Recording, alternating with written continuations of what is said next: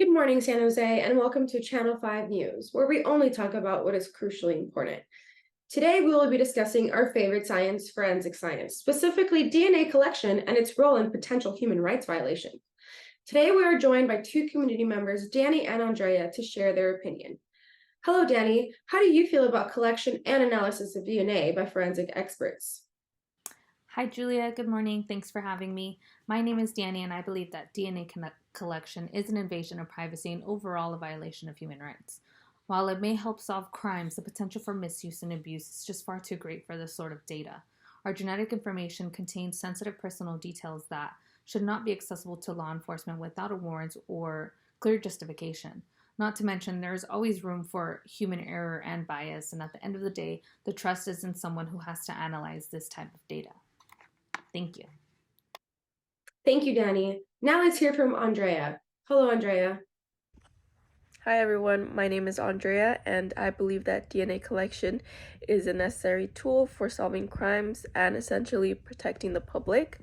When used responsibly, it can help exonerate innocent people and identify the true and real perpetrators who might otherwise go free. I strongly believe that we should be willing to give up a bit of privacy in order to achieve these important goals. I mean, if you have nothing to hide, then you shouldn't really worry about who's using your DNA. Thank you, Andrea. Well, those are two very different perspectives. To help us better understand the issue, we have invited a forensic expert, Sarah Butler, to discuss the human rights concerns. Hello, Sarah. Thank you, Julia. And yes, the use of DNA evidence in criminal investigations has revolutionized forensic science and has helped solve countless of cases. However, as our community members pointed out, there are also valid concerns about privacy issues and the misuse of this data. So the real challenge is to strike the right balance between these two concerning interests. That's a very important point.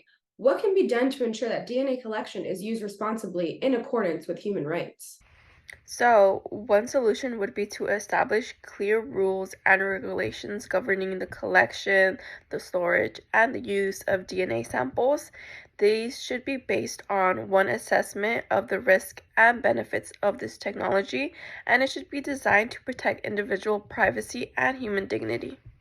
And yes, I think it's important and crucial to note that regardless of what field you're in, there's always going to be the possibility of error and bias.